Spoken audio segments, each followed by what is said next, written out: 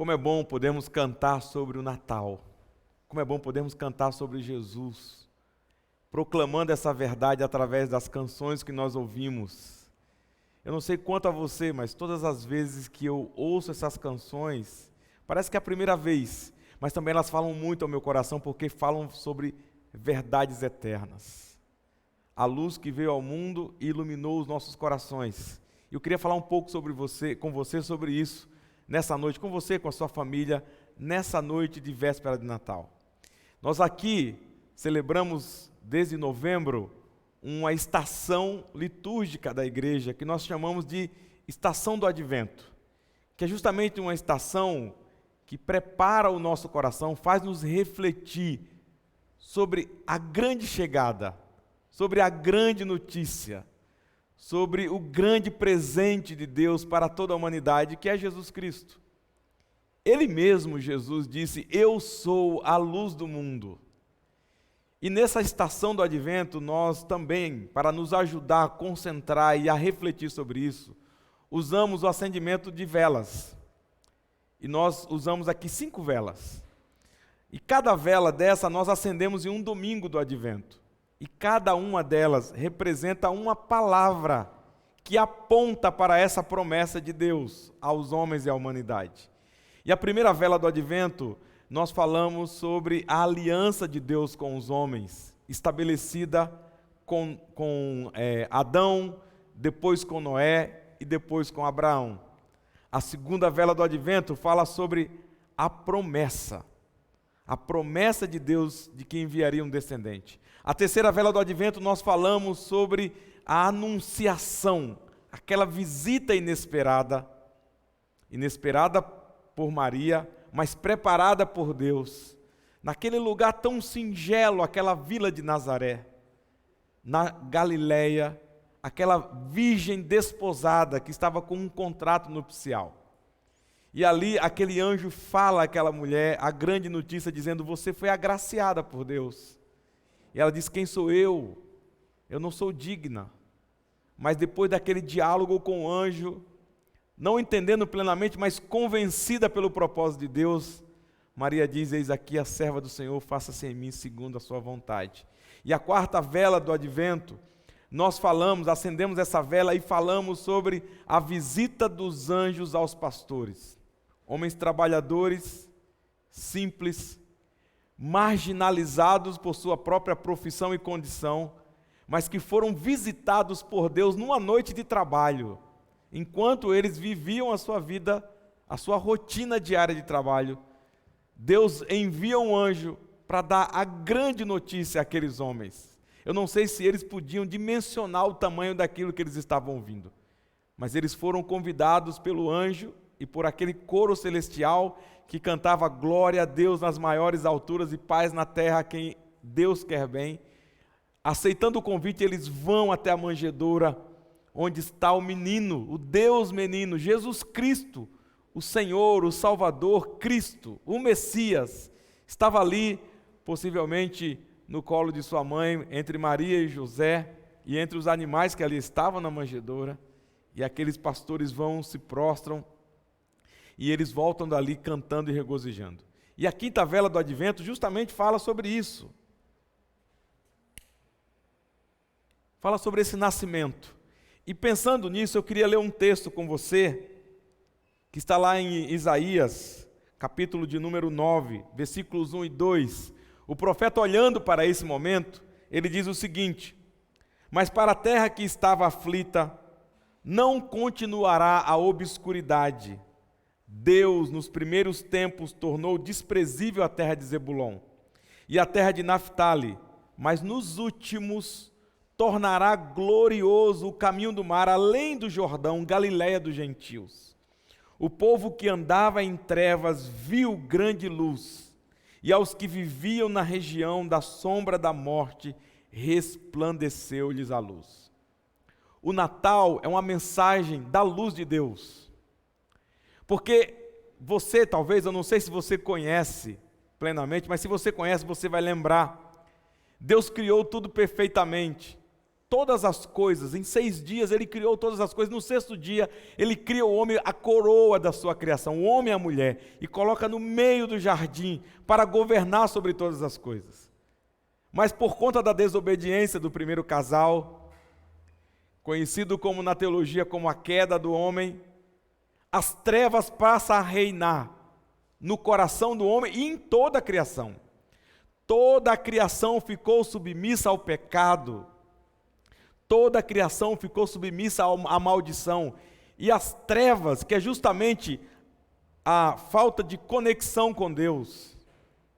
O homem agora e a criação passa a trilhar um caminho e passa à margem daquilo que Deus planejou. Porque Deus criou o homem e todas as coisas para a sua glória. De maneira que tudo que existe rende glória a Deus. Lança luz sobre quem Deus é. A vida do homem e da criação de Deus, a maneira como a criação se desenvolve, como o homem se desenvolve, seria de tal forma que tudo aquilo que ele faz, tudo aquilo que ele é, tudo aquilo que ele diz, lança luz ao Criador. Porém, por causa do pecado, da queda, agora o homem passou a ser um ser errante. A criação de Deus passou a ser errante, tanto que o apóstolo Paulo diz que toda a criação geme pela expectativa da manifestação dos filhos de Deus e da glória de Deus. O apóstolo Paulo escreve em Romanos capítulo 3, versículo 23, que todos estão destituídos da glória de Deus. Todos pecaram e destituídos estão da glória de Deus. O homem passa a ser errante, andar em trevas, em densas trevas, cada vez mais profundas trevas. Porém, no meio de tudo isso, da queda, Deus lança uma promessa, dizendo que enviaria um descendente da mulher. E esse descendente traria novamente a luz de Deus para o coração humano, fazendo com que ele trilhasse o caminho de Deus e voltasse a glorificar a Deus em sua plenitude, em sua vida, em sua fala, em tudo aquilo que ele fizesse. E a Bíblia vai contando essa história e vai narrando isso. Eu não sei se você também já olhou ao seu redor e percebe como nos surpreendemos com a natureza humana, com aquilo que o ser humano é capaz de fazer, e quão distante isso mostra do Criador ele está. Porém, Deus não deixa o mundo em trevas. Deus estabelece um plano, Deus estabelece um propósito eterno. Ele mesmo se compromete. Há um texto no Antigo Testamento que Deus diz: eu mesmo cumprirei a minha promessa. E todo o Antigo Testamento, toda a narrativa vai trabalhando essa expectativa. Nós lemos no último culto o Salmo de número 80, você depois pode abrir lá e conferir. Aquele salmo diz o seguinte: faz brilhar novamente o nosso rosto, lança luz sobre nós, porque a luz revela a verdade, a luz mostra o caminho. Ora, Salmo 119 diz isso: lâmpada para os meus pés e luz para os meus caminhos é a tua palavra, ó Senhor. Eu não sei se você conhece a história de Israel, mas quando eles estavam peregrinando pelo deserto, a palavra de Deus diz que à noite vinha uma coluna de fogo que iluminava o caminho do povo e os aquecia. Jesus vai relembrar isso no Evangelho de João, capítulo 7, naquela grande festa que lembrava essa peregrinação do povo no deserto. Jesus se levanta na festa e diz: eu sou a luz do mundo. Esse coração, ou essa humanidade que estava em trevas, o profeta Isaías, quando nós lemos aqui no texto, diz: não vai mais ficar obscuro, porque Deus tornará glorioso o caminho do mar, além do Jordão, Galiléia dos gentios. O povo que andava em trevas viu grande luz, e aos que viviam na região da sombra da morte, resplandeceu-lhes a luz. A luz, é isso que nós precisamos, é isso que você precisa. É isso que a humanidade precisa, é disso que os corações humanos precisam, serem iluminados pela luz de Deus, não por qualquer luz. Não a iluminação fruto de um insight, de uma ideia nova, de uma filosofia, mas a luz de Deus que irradia dentro de nós e dissipa as trevas, fazendo com que nós acertemos o caminho para encontrarmos Deus novamente, para que acertemos o caminho para encontrar o nosso semelhante novamente, para que acertemos o caminho para encontrar a criação de Deus e novamente construirmos um lugar de harmonia e plena comunhão. Assim como Isaías diz, Deus cumpre, porque anos depois, milhares de anos depois, aquele povo que andava em trevas, a criação que andava em trevas, a humanidade que andava em trevas, viu novamente nascer a luz. E está registrado isso em Lucas capítulo 2, versículo de 1 a 7. E eu queria ler para você. Naqueles dias foi publicado um decreto de César Augusto, convocando toda a população do império para recensear-se. O primeiro recenseamento, foi feito quando Quirino era governador da Síria. Todos iam alistar-se, cada um à sua própria cidade. José também subiu da Galileia, da cidade de Nazaré, para a Judéia, à cidade de Davi, chamada Belém, por ser ele da casa e família de Davi, a fim de alistar-se com Maria, sua esposa, que estava grávida. Estando eles ali, aconteceu completarem-se-lhes os dias, e ela deu à luz o seu filho unigênito, enfaixou-o e o deitou numa manjedoura, porque não havia lugar para eles na hospedaria. Toda aquela esperança, o desejo e o anseio do coração humano pela luz de Deus, para reencontrar o caminho de volta para Deus, para reencontrar o caminho para a plena comunhão com Deus, consigo mesmo, com o seu semelhante e com a sua criação, está se dando nesse momento. Deus está cumprindo a sua promessa de trazer luz ao coração humano novamente, para que o homem e a criação de Deus não ande mais tropeçando no caminho sem enxergar nada, sem enxergar o propósito e o plano de Deus, e quanto nos angustia o fato de nós não entendermos o propósito e o caminho de Deus para nós, para cada um de nós. Deus está cumprindo a sua vontade, o seu propósito, o seu plano redentivo nessa história singela de uma família pobre da Galileia que agora está na cidade de Belém, para que se cumprisse as Escrituras. E quando chega o tempo, Maria dá à luz aquele menino que Lucas vai dizer que é Cristo, o Salvador e o Senhor. Esse que trará luz ao coração dos homens e da sua criação, ao seu coração, ao coração da sua família. Nós gostamos muito de falar sobre luz, mas essa luz que eu estou dizendo, não é isso que a gente diz, que uma luz vai brilhar, não. É a luz que lançada sobre o nosso coração,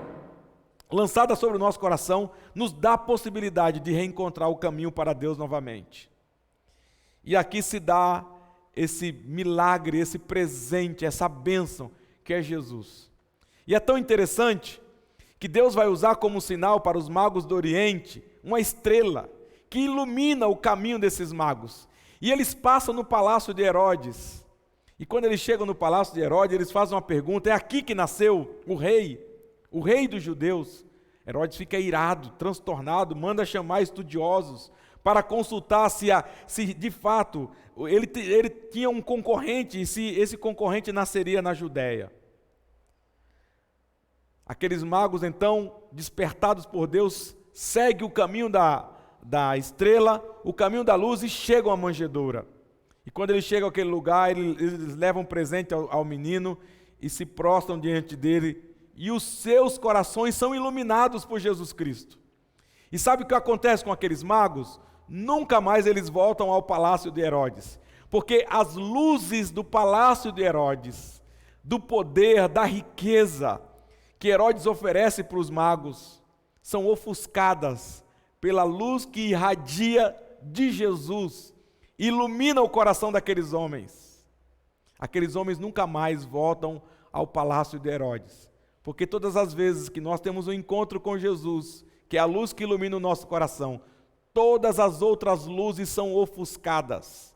Brilha o nosso coração e a nossa vida de tal maneira, Jesus brilha em nós de tal maneira e abre os nossos olhos para ver a sua glória, a verdade de Deus, a bondade de Deus, o amor de Deus e a misericórdia de Deus, que todas as outras coisas perdem o valor e a sua intensidade. Foi assim com os reis do Oriente, que vieram do Oriente. Mas também A Bíblia vai dizer que Deus é luz e nele não há trevas nenhuma. Na primeira carta de João, capítulo 1, versículos 5 e 7. Ora, a mensagem que da parte dele temos ouvido e vos anunciamos é esta, que Deus é luz e não há nele treva nenhuma. Se dissermos que mantemos comunhão com ele e andarmos nas trevas, mentimos e não praticamos a verdade. Se porém andarmos na luz, como ele está na luz, mantemos comunhão uns com os outros, e o sangue de Jesus, seu Filho, nos purifica de todo pecado. Nós estamos falando hoje, numa véspera de Natal, 24 de dezembro, estamos falando sobre a comunhão que se dá em torno da mesa. Mas essa comunhão, ela só é autêntica, verdadeira e construída em Deus, quando o nosso coração recebe a luz que é Jesus, e essa luz irradia e se torna comunhão, como diz João. Se andarmos na luz como ele está na luz, mantemos comunhão uns com os outros. Por isso a mesa da ceia, a sua família, a sua casa, hoje pode ser uma experiência de transformação e de perdão. Talvez você passou um ano difícil, e foi difícil realmente, um ano de pandemia, de muitas dificuldades, e nessa caminhada, alguns relacionamentos se romperam, algumas histórias ficaram para trás. Nós já estamos enfrentando não somente a pandemia, mas muito antes disso, muitos conflitos gerados na nossa nação e que chegaram dentro das nossas casas. Mas quando nós recebemos a luz que é Jesus, essa luz ilumina o nosso coração, dissipa as trevas da mentira, do pecado e da maldição que estava sobre nós por causa do pecado. E ela agora irradia para as nossas relações. O Natal é um convite para ser iluminado por Jesus Cristo, recebermos o seu perdão, mas o Natal é um convite para nós nos reconciliarmos uns com os outros. Permitir que a luz de Deus irradie para as nossas relações conjugais, nossas relações de pai e filho, nossas relações familiares. Não dá para sentar em torno da mesa, permitindo que as trevas imperem sobre os nossos relacionamentos. Que tal você nessa noite experimentar um encontro com a luz que é Jesus? Permitir que ele ilumine as trevas do seu coração, dissipe as trevas, permitindo que você experimente a verdade de Deus sobre você, e permitir também que essa verdade irradie, e fazendo com que as suas relações experimentem perdão e reconciliação, porque se nós estamos na luz, andamos na luz de Deus, nós temos comunhão uns com os outros, encontramos o caminho da reconciliação. O outro não é mais o nosso lugar de disputa, o outro não é mais a nossa guerra, o outro é a extensão do que eu sou. Se eu tenho a luz de Deus em mim, logo o outro passa a ser a extensão daquilo que eu sou e que eu tenho. Foi assim que Deus fez, vindo, irradiando as trevas, fazendo com que os nossos olhos se abrissem, experimentando a verdade de Deus para que nós vivêssemos na luz de Deus, permitindo que a luz de Deus nos transforme. O sangue de Jesus nos purifica de todo o pecado. A luz de Deus transforma a nossa vida. Ela põe novamente os nossos pés no trilho por meio da sua palavra. Mas ela também promove reconciliação e transformação.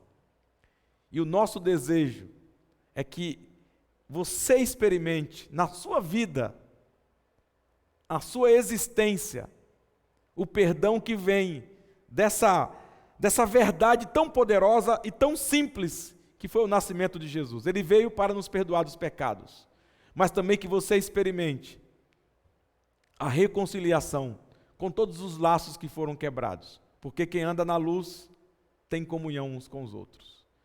Eu queria deixar essa mensagem para você aqui, e queria dizer que celebre o Natal, celebre esse encontro, celebre a mesa farta, mas não esqueça que a luz de Deus veio para que tenhamos comunhão com Ele e tenhamos comunhão uns com os outros. E essa luz vai irradiando e reconciliando todas as coisas, porque a palavra de Deus diz que Deus estava em Cristo, reconciliando consigo mesmo todo mundo. Você é convidado no Natal, não somente a refletir, não somente a comer, não somente a celebrar.